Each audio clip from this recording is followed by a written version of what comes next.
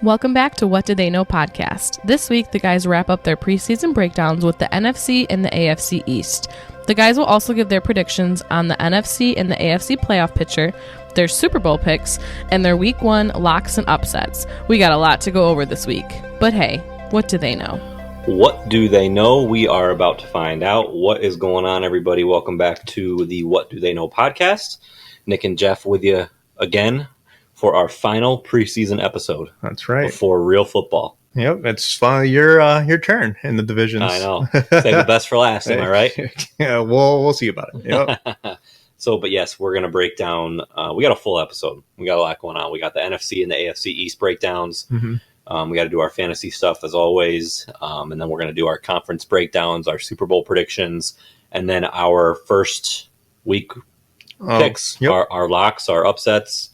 And so we got a lot to go over, but a couple top stories from the week. A lot happened. 2 of the 3 receivers that we talked about last week have since signed. Right. Brandon Ayuk, CeeDee Lamb, both signing big deals. Jamar Chase is still a no-show. Still, I mean, he was at practice walking around in like street clothes for a period of time this week. So looks like that's going to continue. Had a couple more quarterbacks officially named starters this week. Russell Wilson with the Steelers. And Jacoby Brissett with the Patriots. Right. So both of those, I feel like were also pretty known. It was expected. Yeah. But a top story that I have that I want to get your take on. I don't even know if you've read anything about this. It's football related. It's just so weird to me. Okay. So Tom Brady. Oh. Are you familiar with this story? You know where I'm going to go with this? No, I'm not. So he is officially with Fox Sports this year. He's going to be with Kevin Burkhardt, the main color analyst, for the main game on Fox every week. Mm-hmm. But he's also in the process of acquiring a share of ownership in the Las Vegas Raiders. Okay. So that's happening simultaneously. Okay. They just came out this week and said that there's going to be literally Tom Brady rules, because if he's a part owner of a team, he can't criticize referees on air, and he can't be part of walkthroughs or production meetings before games because they don't want him giving any information to his team. Right, it's almost like conflict of interest. Correct. Right.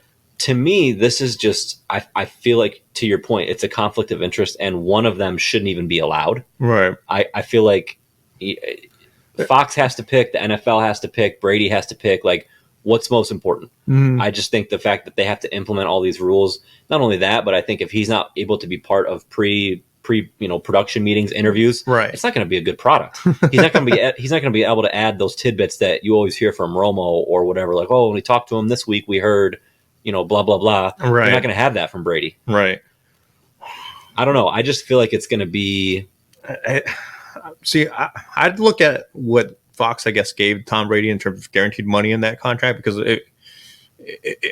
this is just feel like a blow for Fox, if anyone, because this puts them in a predicament of, we just kicked out Greg Olsen. Right. Who was great. Yeah, who was fantastic in his role with Kevin Burkhardt. But I don't know. I don't like it in general. I'd rather he not do it. Wait until your broadcasting career is over, and then you can go back into football in whatever capacity you want to do it, whether that's ownership with the Raiders or maybe go back to the Patriots or something, doing something like that. I don't mind. But right now in this timing, I'm call me weird or call me a little crazy, but I'm thinking it's a little selfish. Yeah. If I'm looking at Tom Brady at that, it's putting Fox in predicament.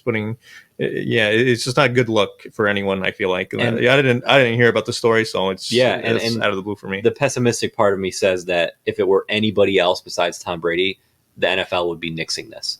They'd be saying there's no way you can do both, you have to pick. Right. And of course, it's Brady, and so they're going to invent, yeah, exactly. Broadcasting gate. Right. They're going to invent all these rules to what he can and cannot do for his other job. Right. I don't know, man. I just think it's a really interesting story. It's getting a lot of press. I'm kind of surprised that you hadn't heard about it or hadn't read about it. But the latest, I had heard about the pre-production meetings, but the latest one I read just yesterday was that he's not allowed to criticize officiating. During games, because obviously coaches, owners, they get fined if they criticize officiating. I feel like that's a big part of the broadcast 100%. System. Yeah, what's he supposed to say? a questionable call comes up and he just has to keep his mouth shut. Yeah. Okay. Yep. Perfect. He did good. It looked good to me. Yeah. Like, what's he supposed to say? It's exactly. It's disingenuous. Mm-hmm. I feel like I don't know. I got a problem with it. I'll be curious to see if anybody else on here thinks the same way. Let us know. Right. But I thought that was a really interesting story to kind of kick us off. Right. Leading into the week. All right. We will dive right into it. As always, we're going to start with the NFC. Mm-hmm. First going to be the Dallas Cowboys. Ooh. So 12-5 last year. Third consecutive season of winning 12 games, but obviously they surprisingly got just basically dismantled by Green Bay in the wild card round. Yep. I mean, it's Mike McCarthy's 5th year there. Obviously, his seat has been hot since he got there. I mean, there's not really much job security with Dallas because they expect you to win right off the get-go. I mean, he's produced winning seasons, but it's not what Dallas fans are wanting or need right now within their own mindset. Obviously, each year leading to disappointment with a regular season that gets your hopes up. It can be a little frustrating for that fan base. And they didn't give him a vote of confidence at all. They didn't re-sign him. He's playing without, like, this is his last year on the contract, which coaches almost never do. Right. And I mean, I can't remember the last time a coach left their team without getting fired or something. Yeah. It's not like their contract just expires either. So, I mean, Jerry Jones is kind of getting up there in age as well. I mean, people have been calling for him to kind of relinquish his GM duties anyway for quite a while. But I mean, at some point, you kind of have to just allow, I guess, football and new minds to kind of take over on this one. I mean, you just gave CeeDee Lamb his big deal. Dak Prescott's making huge money against your salary cap this year, and he's still waiting for another extension. Yeah, he's waiting for another extension. He's probably going to get $60 to $70 million a year after this year. And that's probably going to be half your cap right there. So I feel like the Cowboys are kind of in a predicament that where this needs to be their year, or else they're going to have to blow it up some way because I don't know if you can afford to pay Dak and remain competitive, because CeeDee Lamb and Dak Prescott is too much money into your salary cap. So if I'm Jerry Jones, I'm looking at someone who's just going to be a money wizard. Maybe make the money work, voidable years, whatever you want to do with Dak Prescott's new contract. But this is the year for them. In terms of what they have on the field, it's still pretty solid. It's not necessarily incredible. It's not going to blow you out of the water or anything, but I think it's a solid get you in the playoff and see where it goes type team. They brought back Ezekiel Elliott, someone who's familiar. Eric Kendricks back at the linebacker position. I mean, they have weapons surrounding Prescott, but it's just going to be can they finally put it together at the right time? It's a group that's been together. That's the problem. Yeah, I mean, I don't know. I'm a little gun shy on them this year. Mm-hmm. I think that, the way that last season ended and the fact that all that's happened they didn't do anything in free agency. Right. Nothing. They brought back Zeke. Yeah. But I mean, they cut him for a reason 2 years ago. Right. They thought that Tony Pollard was going to be the guy. Obviously, he ended up not being the guy. He walked this year, and they brought back Zeke essentially to be their lead back. And I just don't know if he's got. I just don't know how that's going to work. Right. So I'm a little pessimistic or gun shy on their run game. Right. I don't know. I like what they did on defense, bringing in Mike Zimmer as the defensive coordinator. I think that's going to be huge. Obviously, they're replacing big shoes with Dan Quinn. Right. But I think Zimmer has proven he's a solid defensive mind, so I like that. They lost Tyron Smith, their big left tackle. Obviously, they let him go. So, I mean, take that for what it's worth. Salary cap. Yep. So, and he's getting up there in age. Yep. But he's still a huge. He can be. He's definitely an asset. He's a weapon. Yeah. I wrote down here, Jerry Jones is his biggest enemy. Yep. I think that he just cannot get out of his own way. Right. And a lot of people will say that he's more concerned with the value of the team rather than what they're putting out on the field. Right. He keeps saying things like we're all in, but he doesn't back it up with what he's doing financially or with who he's adding or what he's doing. Right. I mean, as a Dallas, obviously, like you said, he's more about the brand. He approaches the football stance as more of a businessman than, I guess, a football mind, and that's always been the problem. I guess people have always asked him to relinquish his GM duties. Obviously, Dak Prescott's a big name. CD Lamb's a big name. So those are the guys you're going to give money to. But the problem is you got 50 other players that you need to pay and positions you need to fill. Obviously, I guess the problem I have with them right now is they're aging. Their offensive line is still solid, but they've lost some guys, like you said. Smith is now with the Jets, I believe. Yep. So they drafted a tackle, Tyler Guyton, in the first round. So that brings them a little bit of youth. But in terms of paying these people, they're starting to get to that age where they need their extensions and whatnot. But it's a double-edged sword. They're going to walk eventually, and that's why I'm saying this needs to be the year, or else it's going to be a whole implosion in Dallas. Yeah, if they have a similar result as last year, I think Dak is gone. I think McCarthy's gone. I think they're going to tear it down. Yeah, and CD is going to be wishing he hadn't signed that extension. Right. I mean, defensively, they still have DeMarcus Lawrence and Micah Parsons. So, I mean, you have a good foundation there. Yeah. The problem is, how long will they be there? Yep. So, agreed. Yep. All right, shifting gears to the New York Giants. Okay. 6-11 last year. Obviously missed the playoffs. Daniel Jones got hurt midway through the season with a torn ACL. Their big acquisition this year was via the draft. Drafting Malik Neighbors, the stud receiver out of LSU. Right. Number 6 overall. So they're really excited about him. He's already been looking really good in camp and in preseason. So I think he's going to be a big weapon. Obviously, the big departure was Saquon, right? Going to the Eagles, who we'll cover next. And they brought in Devin Singletary to replace him, which, obviously he's no Saquon, but I've always been a huge Devin Singletary fan, and I really like the chemistry or the history that he has with Brian Daboll in Buffalo. So if anybody's going to know how to use him, it's going to be Daboll. Right. But at the end of the day, he's still not Saquon Barkley. I love how he runs. He never gets tackled the first guy. He's always yard after catch, yard after contact guy. Love his energy, but I think he can only do so much when you're trying to replace a guy like Saquon. Yeah, I mean they lost quite a bit of talent. Obviously, Xavier McKinney, I feel like is the highlighted name of that defense. Yep. Probably one of the best, if not the best, safety in the league last year. So he went to Green Bay. So that's going to be a huge dent in their defense. Dory Jackson, cornerback. So that secondary is going to be looking a little thin until some cornerbacks gain experience. And they just brought him back this week. Did they? Dory Jackson. Did they really? Yes, they did. Yep, just nice. Literally 3 days ago. Perfect. Oh, look at that. They heard you. They heard me. Good way to go. Okay, Darren Waller obviously retired. Yeah, he pursuing his rap career. So is that why he retired? I think he was doing something with it. I know he put out a video for it, but my goodness, I don't think he. Maybe we'll see if there's future music in the future. But they shored up their backup position for QB. Drew Lock is now their backup. Whether that's a positive or negative, we'll see. But at least it's something. Yeah. Devin Singletary, like you said, Brian Burns is the biggest acquisition defensively that they made. They traded with the Panthers. Yep. Obviously, we discussed it when we talked about the NFC South last week about how you're rebuilding there in Carolina, but you traded away your best player, essentially. So, I mean, that's a big get for New York. To be honest, that move kind of just confused me. I just felt like they could have spent that money because they gave him, I want to say, $28 million a year. They could have spent that money elsewhere. He was a big part of, or his acquisition was a big part of the HBO show that they did this offseason, Hard Knocks, the offseason with the Giants. And the one thing that I took from that, and I know a lot of people commented on it also, is that it kind of just looked like their GM, Joe, I think his name's Joe Shine, something like that. He didn't have a plan.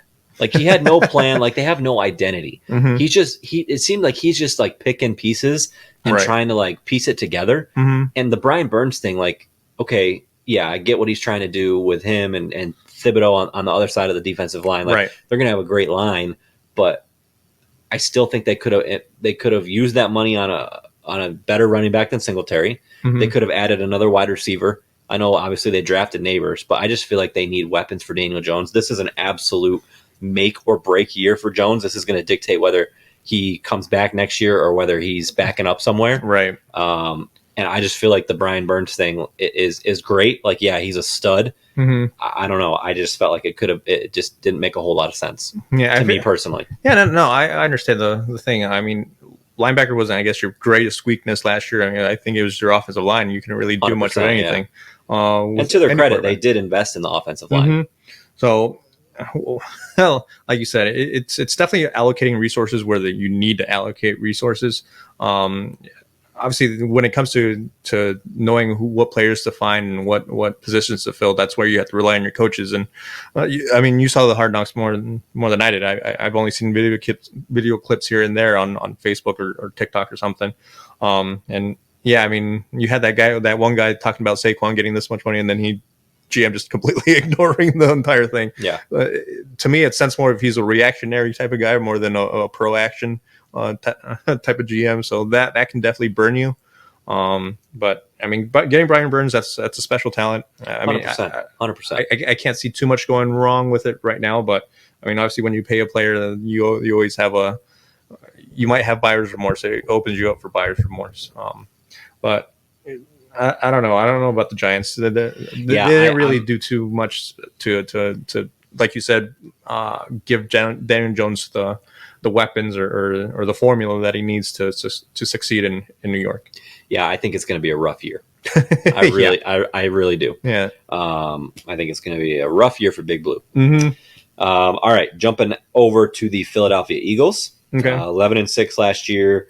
Obviously, they lost to the Bucks in the wild card round. They completely fell apart in the second half. They started out the season 10-1, and ended up 11-6. Obviously, going 1-5 in their last 6 games. 6 games, yeah. Their biggest thing here, I have a really interesting story that I heard this week around Jason Kelce. Mm-hmm. Obviously, their stud center, been there a million years, mm-hmm. just retired. Right. There was an interview with their quarterback. Why am I? Jalen Hurts. Thank you, Jalen Hurts. Jalen Hurts this week talking about what the departure of Jason Kelce is going to mean to the team. Mm-hmm. And there was a clip where he basically said, I was told previously to let him take care of a lot of things. So there were a lot of things that I didn't even dive into and aren't familiar with. Right. He said, so I'm having to learn a lot of stuff, but I'm open to the challenge. Mm-hmm. That just scares the crap out of me. If I'm an Eagles fan, I'm like, oh no, because your quarterback should be involved and know every aspect of your offense. Right. There shouldn't be things that you should be leaving to your center to handle. Like that to me just says it's really a sign of poor leadership from whether it was the offensive coordinator, the head coach. I don't know. Obviously, their old OC, Ben Johnson, is not there anymore. Right. The offense last year was not a good. Yeah, they kind of fell apart. Yeah, they fell apart at the end along with the rest of the team. Right. But I just thought that was really, really interesting. And something that I myself am going to keep an eye on this year with Hurts. Mm-hmm. Yeah, that is an interesting story that you brought up. Yeah. I mean, I get it. Jason Kelce's kind of like seen everything, every coverage, every little nick and knack that defense can throw at you. So you kind of allow him to shift the line wherever he sees fit. But like you said, this is something Jalen Hurts should have been picking up as he's been developing connection with Jason Kelce over the years that have already passed before his retirement. This is exactly the GM with the Giants. You're reacting to something rather than being proactive and foreseeing this problem that's going to eventually pop up on you. I think they brought in another center. Is it Connor McGovern that they have now at center? They have someone. I'm not sure. Or they drafted someone. I can't remember. But however, at the same time, it's all on you now. It's now on you, Hurts. So you have an amazing arm talent. Obviously, you can run any defense with your legs. You have the weapons around you, especially with Barkley now in your backfield. But now it's going to be more of a mental phase, and you're going to wonder how much that's definitely going to carry on him, or how much that's going to affect his gameplay. Yeah. I mean, you talk about how hot seat. Nick Sirianni probably has the hottest hot seat of everybody. He had a really, I guess the word would be infamous, not famous, quote last year when they were asking him, like, hey, what's going on with the team? And he said, if I had the answers, we wouldn't be here. So basically admitting like he had no idea what was going on with his team. Right. Not what you want to hear from your head coach. Right. So I'm really curious to see how he looks this year. And I feel like we talked about a no show of faith with Mike McCarthy. I feel like the same thing happened with Howie Roseman, the GM of the Eagles. He picked the coordinators this year, not Sirianni. Okay. So he brought in Vic Fangio on the defense. He brought in Kellen Moore on the offense, not Sirianni. Which obviously everybody knows the head coach picks the coordinators. Right. So that to me is very, very interesting because it tells me like, dude, I have very little faith in what you're doing. That's setting him up for a mid-season fire right Correct. There. Because he thinks either Agreed. Fangio or Kellen Moore can take over the head coaching position as soon as Sirianni shows he's not showing any promise anymore in the season. But yeah, that's interesting. Yeah, it is. Now, having said all of that, obviously I feel like we're starting out with everything negative possible about the Eagles. Right. I think they're going to turn it around this year. I have high hopes for the Eagles. I think obviously bringing Saquon over was huge. I love what they did signing Bryce Huff, the pass rusher specialist from the Jets. Dude's a stud. Obviously, they traded their problem child with Hassan Reddick. So he's gone. They brought in Huff to replace him. Seems like a great move now. I really think, I think A.J. Brown, we know the weapons, right? Dallas Goedert, A.J. Brown, Devontae Smith. Like, they have the pieces, and I really don't feel like that team collectively, maybe not because of Sirianni, but all the leaders, like they're not going to let them have that free fall again. So I actually really think that they're going to bounce back. Right. And I know we started out with everything negative possible about them, but there's a but here. There is. For me, there is. Right. I really think that they're going to bounce back, and ultimately, I'm going to pick them to win the division. Okay. Yeah. I mean, they obviously have the talent, and there's never been a question about the talent. It's just I feel like it's all mental with that team. And I mean, you got to question Hurts's, I guess, leadership capabilities at this point, because like you need to rally your troops, especially last year at 1-5.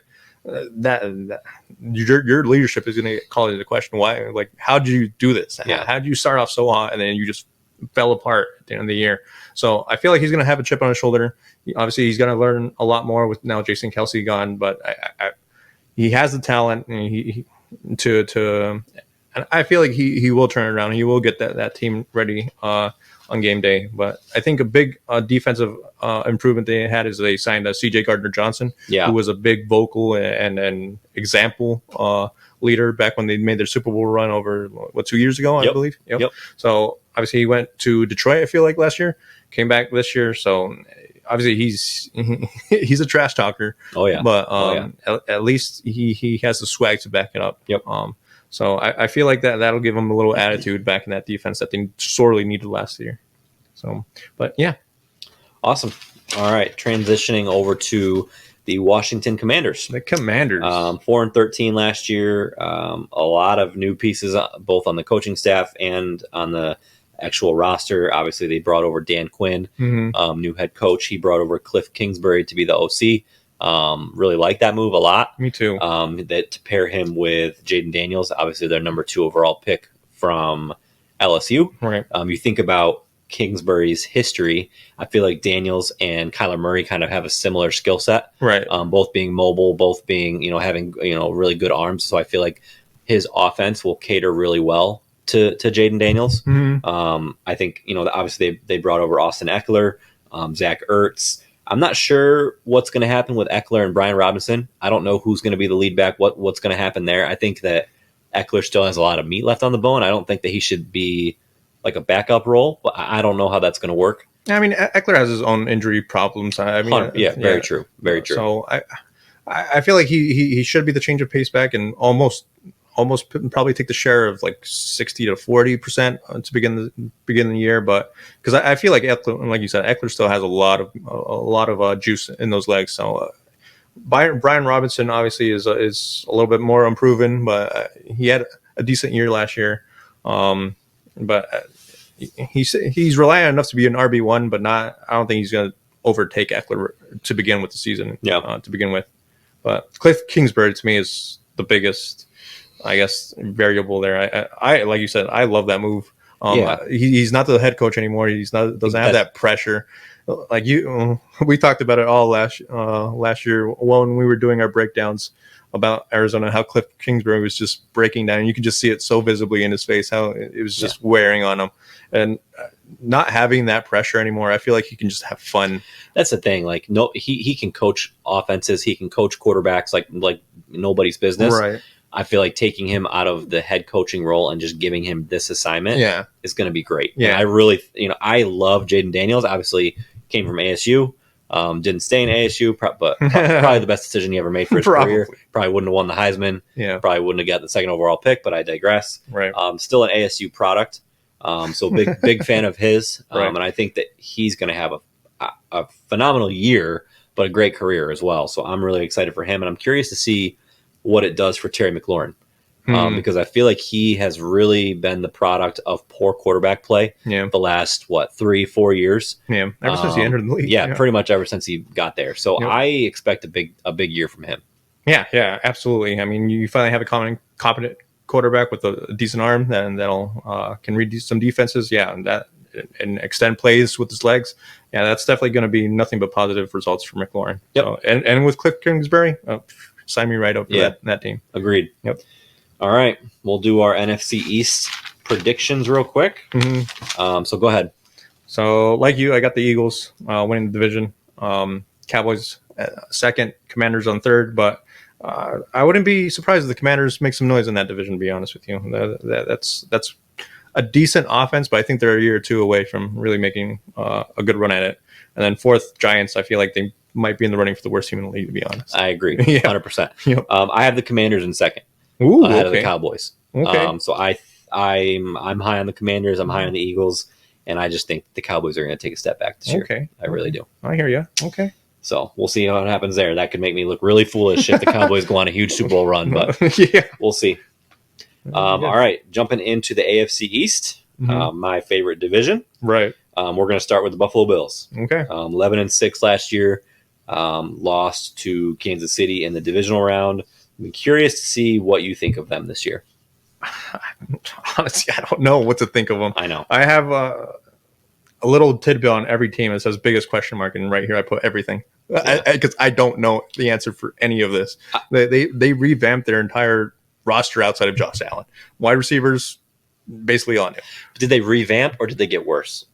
I think they got worse. I agree. But I'm trying to say revamp so it gives some positive lighting into the Buffalo Bills right now. I'm hearing on national radio people saying that they're still the biggest competition to the Chiefs in the AFC, and I just don't see that at all. People are going to think that I'm a Bills hater because I'm a Jets fan. That's not the case. I love Josh Allen. We live in upstate New York, so it's really fun around here when the Bills win. Right. So I'm not a hater. I don't see on paper how they can be as good as they were last year. This just goes to show how much of a quarterback-driven league this entire product is. I mean, you have a good quarterback, all of a sudden you're in the elite. You're in the elite every year, regardless of what the rest of the roster is. I mean, you got Khalil Shakir as your number one receiver with Keon Coleman, a rookie. What are we doing? Right. I'm sorry, but what are we doing there? I mean, they had to basically cut their entire defense for cap compliance. Tre'Davious White, Jordan Poyer, Micah Hyde, all gone. Yep. It's Jordan Phillips, defensive tackle, gone. You can name their entire roster from last year, and they're probably gone. Yeah, and that's the thing. This is why. And not only that, but one of the guys. I mean, we talked about this a couple weeks ago, but one of the guys that they did keep, they're arguably their best defensive player, Matt Milano, tore his bicep and is out until at least December. Yep. So that's a massive storyline. I feel like injuries are a big part with this team already. We talked about Matt Milano. Curtis Samuel has the dreaded turf toe.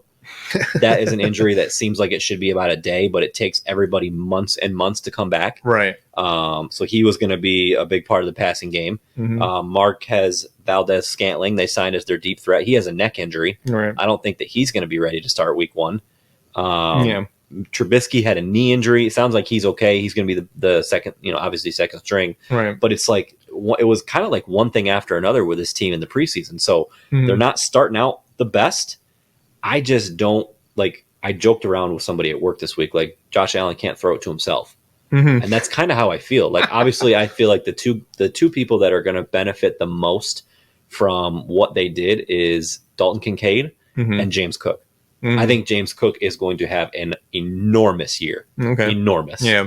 I just think he's going to be phenomenal. But you got to have more than that. Right. You got to have more than a really good running. I mean, unless you're the Chiefs. But I don't know, man. I feel like everything on paper tells me that they're going to be worse. My only thing that makes me pause is it going to be addition by subtraction with Stephon Diggs. Right. Are they going to be that much better, playing that much freer, have better chemistry because he was just that much of a cancer that we didn't know? And now that he's gone, everybody's in a better mood. Is that a real thing? I don't know. Yeah, I mean, obviously when you're in a better mood and you enjoy the people you work with, that definitely elevates your play. Chemistry's a real thing. Oh, absolutely. The problem becomes is the chemistry can't substitute talent in the greatest of degrees, I suppose. Agreed. And I mean, you got, like I said, Shakir, Curtis Samuel, and then Keon Coleman as I guess your top three wide receivers. I mean, like you said, Keon Coleman's a second-round pick. I like him a lot. Yeah. I like him a lot. Just maybe not this year. Right, exactly. He needs some time to develop there. I mean, he might be poised for a big year because they need someone to step up to that number one receiver role. But, I mean, defensively, at least they still have their cornerbacks in Rasul Douglas, Christian Bedford, Teron Johnson. Those guys will at least get them through the darkest times. Von Miller's still there, right? Von Miller. I feel like I didn't hear a single thing about him this offseason. I'm pretty sure he's still there. But I feel like the Bills just every year it's injury after injury. I feel like they have to be in the running for the most injuries the past 5 years. Their entire window that Josh Allen has been here. They had a lot last year too. It's ridiculous. So to me, it's hard to say, but I feel like their window is kind of closed. Like I want to say closed shut, but I don't think there's a breeze coming in. I'll tell you that. So I mean, the one thing they had going for them, they had 10 draft picks, so they brought in some youth. They needed that especially with Josh Allen's big deal. That's going to be affecting their cap for a little while. But it's definitely, I feel like it's going to be some dark days ahead for Buffalo for a bit. So, we'll see. Jordan Poyer, Tre'Davious White, Dane Jackson just completely annihilates that defense and what their identity was. Yeah, I agree. All right, jumping over to the Miami Dolphins. 11-6 last year, lost to the Chiefs in the wild card round in the -10-degree frozen tundra game. Yeah, where the fans got like frostbitten or something. Yep. So my biggest thing here, I wrote down: can the offense continue? Can they be as prolific as they were last year? I feel like they kind of can't. I agree. I mean, they retained all their big weapons. Hill. They signed OBJ. Yep. Don't sleep on that. Odell. I think that's going to be that could be a big one. Yep. No, I mean Mostert. I mean he's a year older, but they still got what's his name? Devon Achane. Achane. That's how you pronounce it. And then Tua's still there. I mean, Tua got paid. Yeah, Tua got paid. I mean, and they brought in Jonnu Smith as a tight end, receiving tight end. Yep. So I mean, you're just adding weapons there. It's to me, the offense should remain potent. It's just what I read was their offensive line and defensive line just are not up to par with what the rest of the team is. It's funny because I literally wrote down they lost weapons on both lines.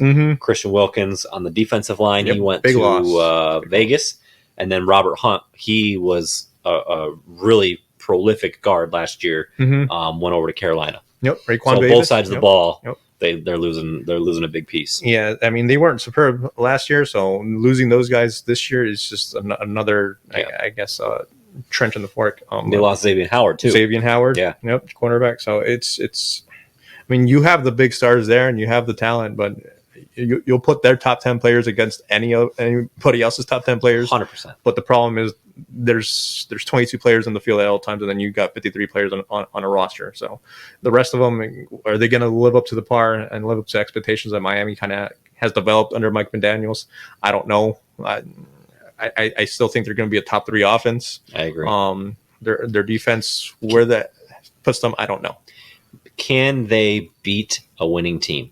That was their struggle. Because it's got to be somewhat mental at this point, right? They beat up on all the little kids last year, all the weaker opponents, the losing records, and I don't have their record offhand, but it was not good against winning teams. Right. So can they do that this year? That's going to be a big question. I don't know what causes that. Like, I mean, Miami's a good team, so to say that they were just lucky, that's not a thing. Right. But for them to consistently perform below average against winning teams is, I don't know Right. That's interesting to me. And they're in a division that's going to have winning teams with maybe Buffalo, but definitely I feel like New York. The Jets will definitely be a lot better than they were last year with competent QB play. We'll see. So Miami, you always talk about playing to your level. Miami just played at a constant level regardless. So they weren't playing to your competition or whatever. They were just level. And so if they were better than you, they showed out. Yep. If they were worse than you, they showed out that they were worse than you. So.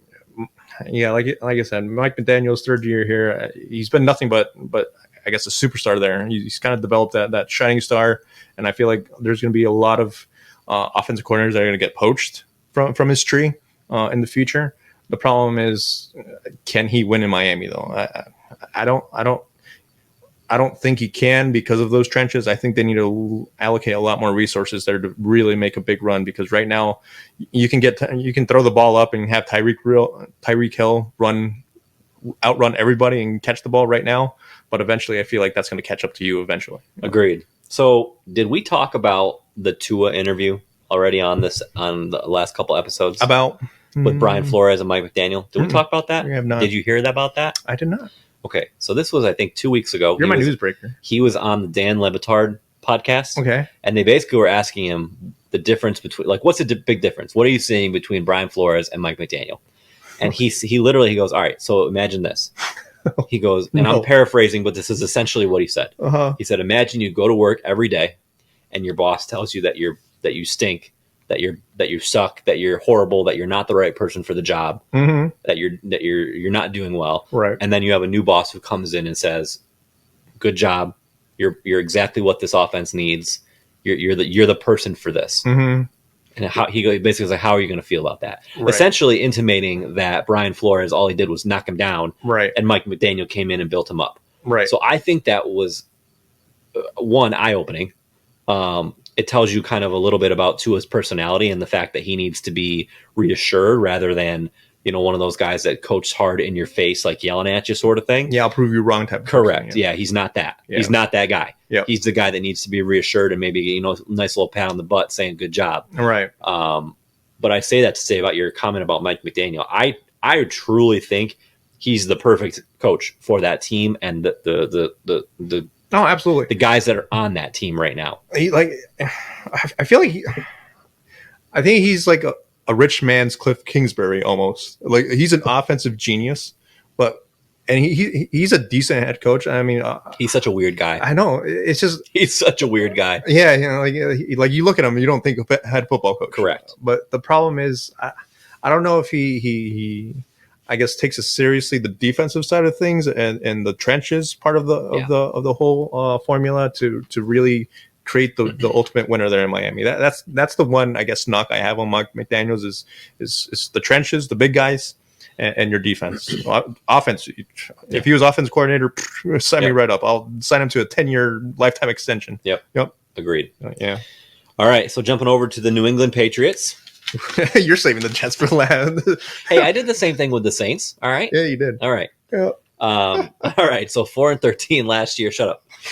4-13 last year. A lot of changes with the Patriots. Mm-hmm. So obviously the era of Bill Belichick is officially gone. Yeah. Gerard Mayo, the new head coach. Right. They drafted Drake May from North Carolina, number 3 overall, to be their future quarterback. All signs point to the fact that he's going to essentially be redshirted this year. Mm-hmm. Jacoby Brissett is QB1. Right. He did look good in the preseason, he being Drake May. Mm-hmm. But I love the fact that they're not sending him out there right away. Right. If it were up to me, I think we've talked about this, a rookie quarterback would never play in their first year. Yeah. I mean, your passing game was kind of your weakness. I mean, I feel like you shouldn't put Drake May out there until you have the weapons around him that are going to make you feel secure that he's going to absolutely show development and show you what he's got. If he's not the guy, obviously, if you have the weapons around him, if he's missing passes, it's going to be on him and not on your receivers. And so, to me, it's a brand new page, a whole new chapter, a whole new book at this point for New England. You're not going to fire Jared Mayo after a year. I feel like you shouldn't. No, you shouldn't. No. Regardless of what result, you can go 0-17. As long as that locker room is not lost, just And I mean, it's hard not to lose locker room at 0-17, but at the same time, you're looking at these players almost as like an extended preseason. You're looking at who you want to build around at this point. Drake May is obviously your QB of the future for right now. Jacoby Brissett is just going to go out there and try to win you as many games as you can. I mean, he's definitely serviceable. It's not like he's going to go. You're putting a liability out there. He's been around. I see you got Ramondre Stevenson in your backfield. That's pretty good. Antonio Gibson, you signed out from the Commanders, so that's pretty solid 1-2 duo there in the backfield. I really like Demario Douglas. Douglas, their wide receiver. He's a little slot. Speedy guy, pass catching machine. Yep. And he's one of those like 5 or 6 yard catches, take it for another 5 yards sort of guy. Yep. I like him. There. But to your point, the guys we just named, that's not enough weapons. Right. It's not. And that's why I love that they're not sending Drake May out there, because they just don't have the talent around him yet to be successful. Right. You can't even engage. At that point, you're just making him lose confidence at that point. Correct. And then they're going to do, if they had sent him out there, it's exactly what the Mac Jones result, it would be the same thing in my opinion. Exactly. And, I mean, at this point, you kind of need, I guess, a QB whisperer as your offense coordinator. I mean, I was surprised it was Alex Van Pelt. I mean, for a second, I was like, isn't that the guy from SportsCenter? I was like, probably a distant cousin. Probably. So that made me have a little chuckle. So it's just, to me, this year's about Drake May's development. What's she showing on the practice field, and then eventually, probably last quarter of the season, you put him out there, see what you got, and give him some reps, and then go from there into year 2 of Drake May. But for right now, don't set expectations hard. Don't. If you're a New England fan, watch the Red Sox. Watch the Red Sox. I was just going to say, wait till next year. Yeah, watch the Red Sox. Yep. Agreed. Just be happy with the Celtics. Okay. Yeah. I think it's going to be a similar conversation with the Giants. I think they're going to be lower third at least of the NFL. Yeah, they'll be playing each other for like the number 1 overall pick at that point. Yeah. Yep. All right.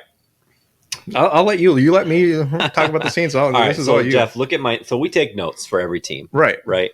Look what I wrote for the Jets. All I wrote. You have one line. It says Aaron Rodgers. That's it. That is the easiest way that I can simplify if this team is going to be good or if it's going to be a repeat of their 7-10 disaster of a season last year. It's Aaron Rodgers. If he is even an average quarterback, they will make the playoffs. This is the best roster that they have had in years. Oh, yeah. They brought over Mike Williams to be their number 2 wide receiver, deep threat. Breece Hall is going to have an incredible year. Garrett Wilson is going to have an incredible year. Obviously, health pending with both them and Aaron Rodgers. Their defense is incredible on all 3 levels. They have arguably, in my opinion, they have the best corner duo, but also their slot corner, Michael Carter III, is the best slot corner in the NFL. Look at his numbers. They did lose Bryce Huff to the Eagles, but I think that defensive line is still incredible. They brought over Sheldon Rankins. They have Jermaine Johnson, Quinn Williams, the best linebacker duo in the league, even ranked that way with CJ Mosley and Quincy Williams. They're number 1 and 2 in Pro Football Focus. So their defense is elite. Their defense will keep them in every single game.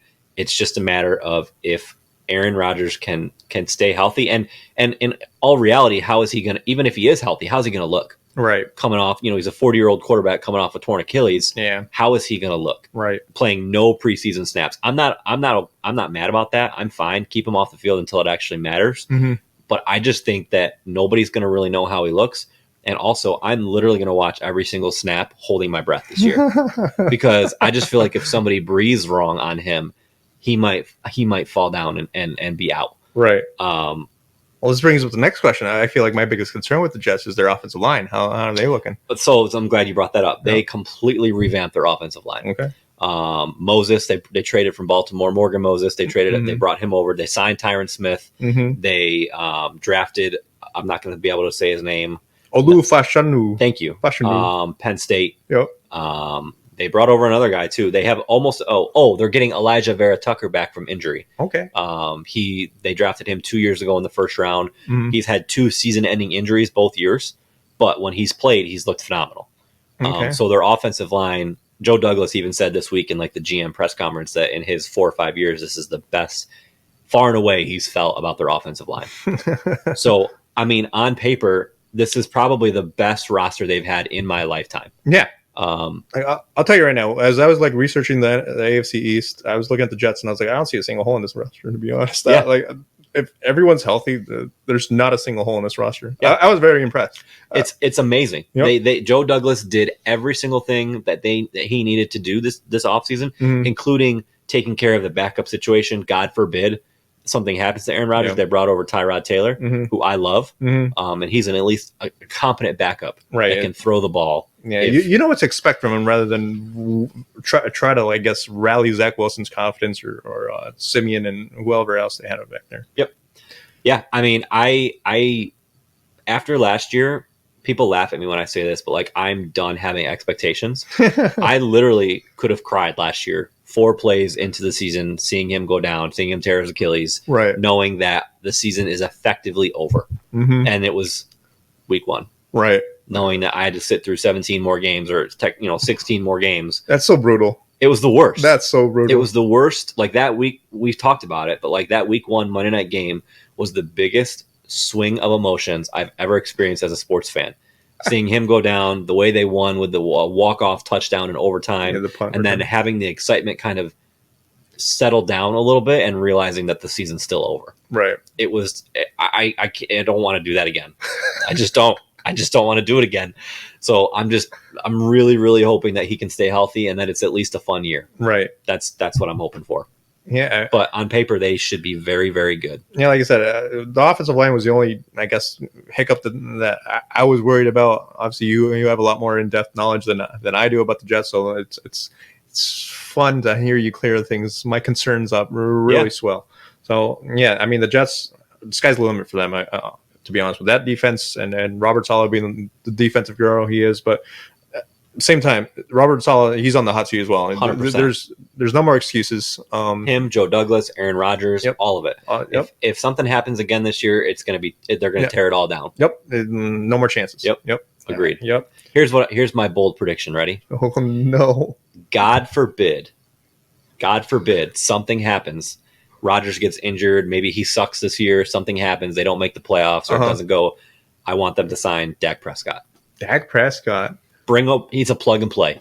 Interesting. Bring him over. Breece Hall, Garrett Wilson. I have not heard that from one single person. But that's my hope and my goal is that God forbid something happens that they go after him next year.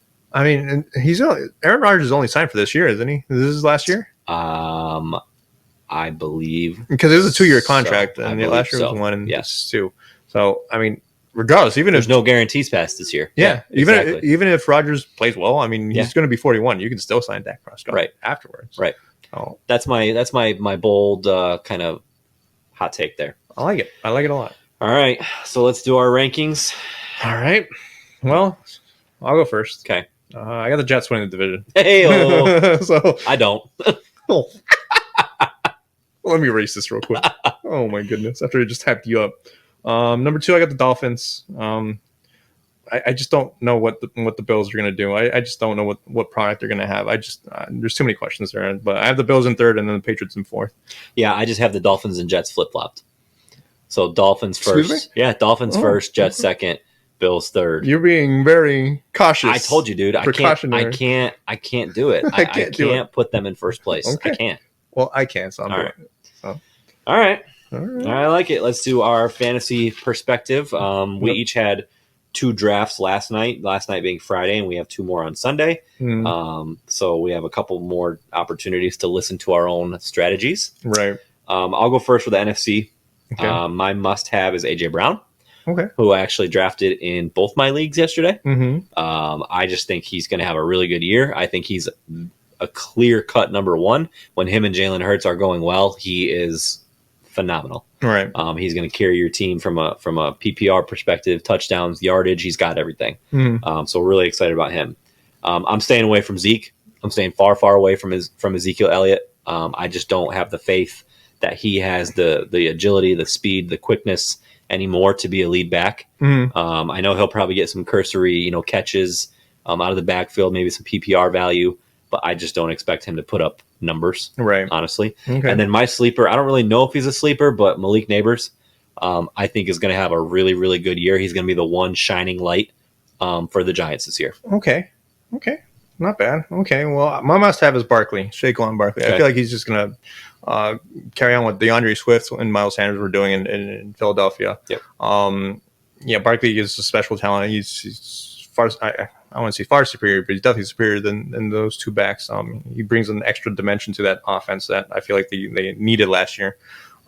Stay away. I got Devin Singletary. I know how much you like him. I like him a lot too. It's just I'm not sure about him in that offense and with that team. That offensive line just is not convincing enough for me to put him out there. Okay. And sleeper, like you said, I'm not sure if this is a sleeper, but Terry McLaurin. Yeah. I feel like he's being drafted pretty low in drafts, but with the competent quarterback, I feel like he's poised to have a really good season. Maybe a borderline wide receiver 1 to a top wide receiver 2. That would definitely be someone I'd be targeting. Okay. AFC. I kind of already talked about it. My must-have is James Cook. Okay. I drafted him in the 3rd round last night, a little higher than he was actually projected, just because I think he's a sure thing. Right. I think he's as close to a sure thing. Watching how he got used in the second half of the year last year, both running and passing, I think he's set up for a huge year. I'm staying away from Raheem Mostert just because I think that they're going to feature Devin Achane more, and I think that people who may not pay attention and only look at his numbers last year, there's no way he's going to match the touchdown value that he got last year. 21 touchdowns. There's no way. Cut it in half. Like there's just no way. So I'm staying away from him because I think he's bound to take a step back. Right. And my sleeper is Mike Williams. Okay. I think that nobody, you talk about draft position. He's being drafted really, really low. Nobody's really talking about him because he's coming off of ACL, and that's probably fair.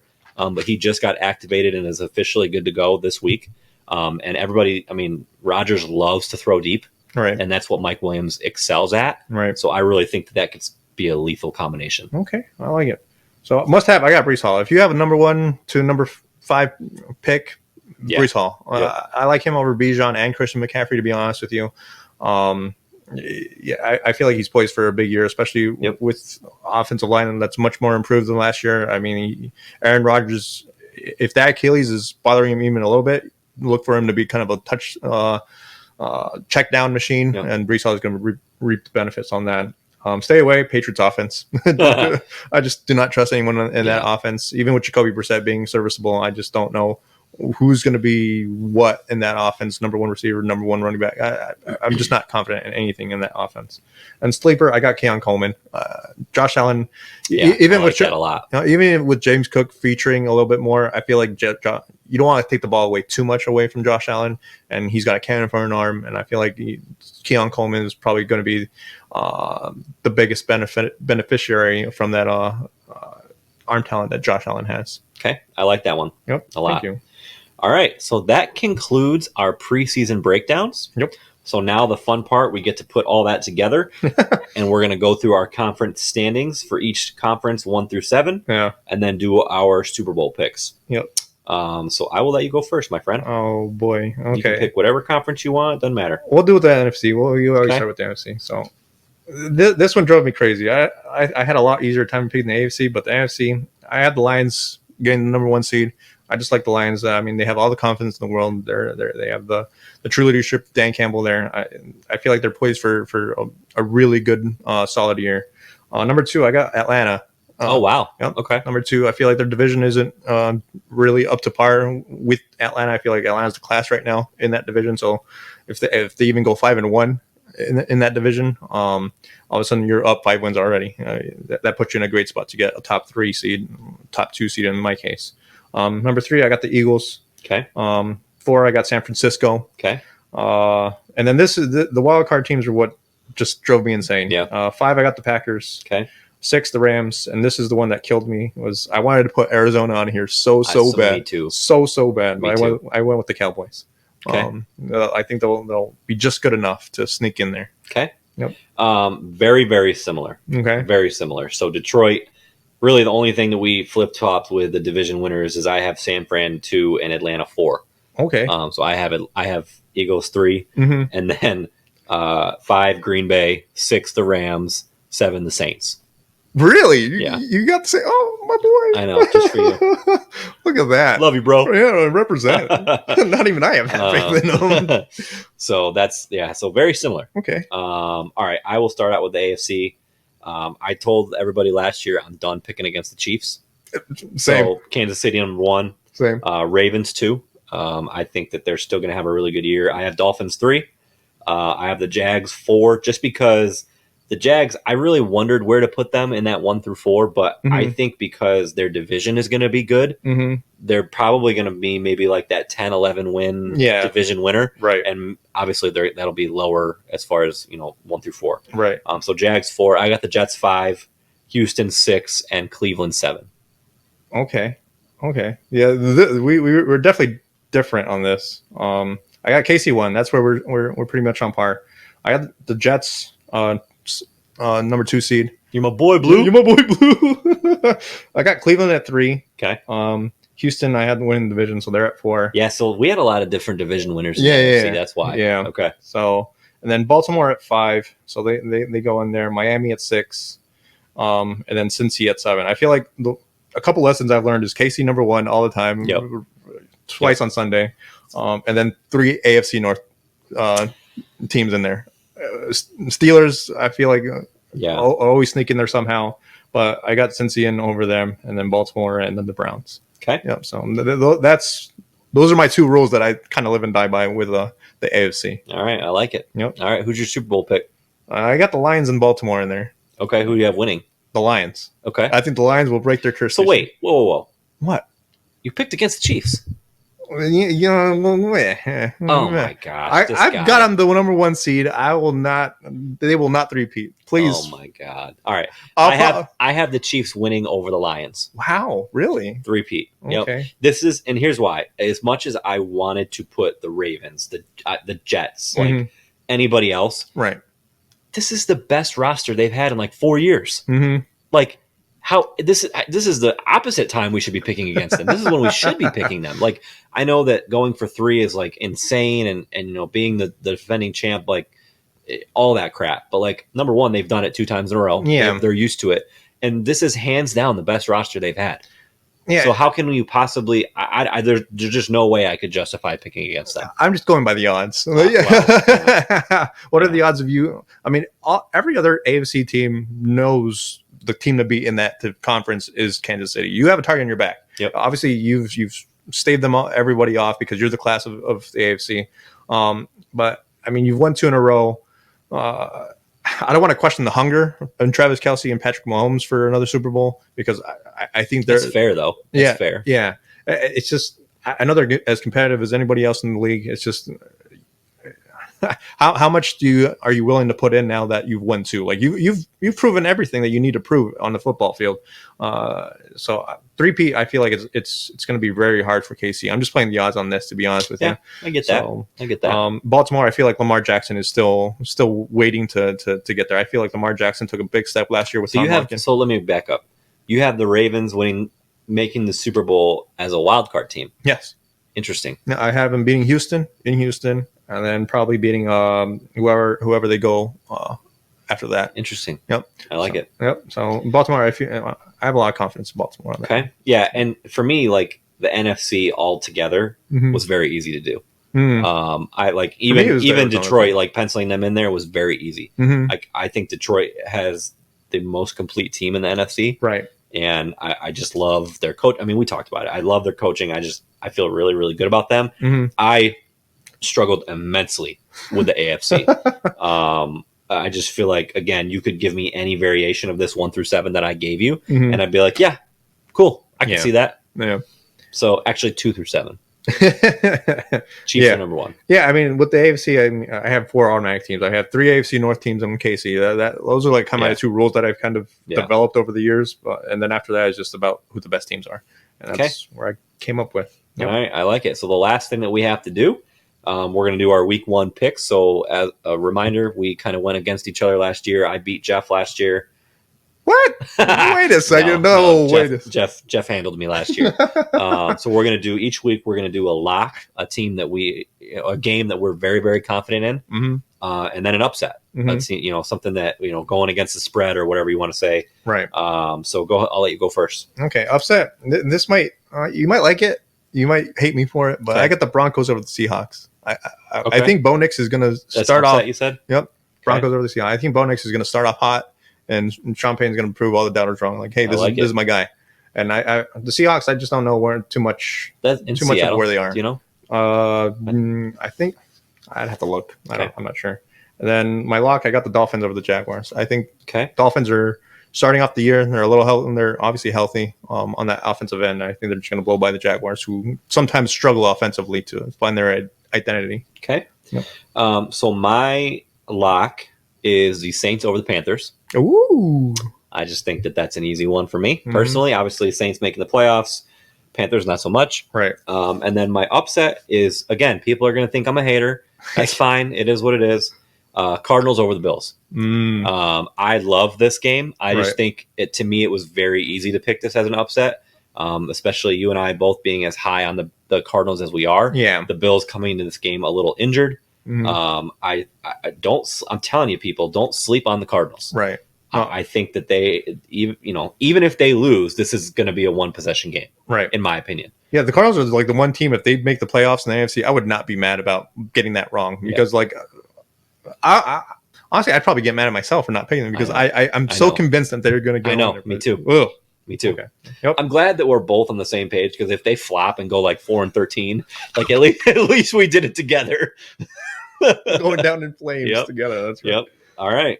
Awesome. That was a fun episode. We got a lot covered. Yep. And actually we stayed pretty much within time for the most part. So, all right, that's it. Perfect. We got real football next week. Real football. So next Sunday we will be here recording during Sunday night game as we always do. I think the first Sunday night game is Rams at the Lions.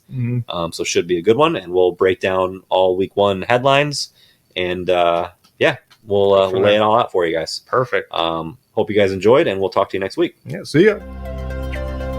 Thanks for listening to What Did They Know podcast. Make sure to follow us on all of our social media outlets to see future episode details. And don't forget to send in any questions or topics that you want to see the guys discuss in their weekly episodes to come.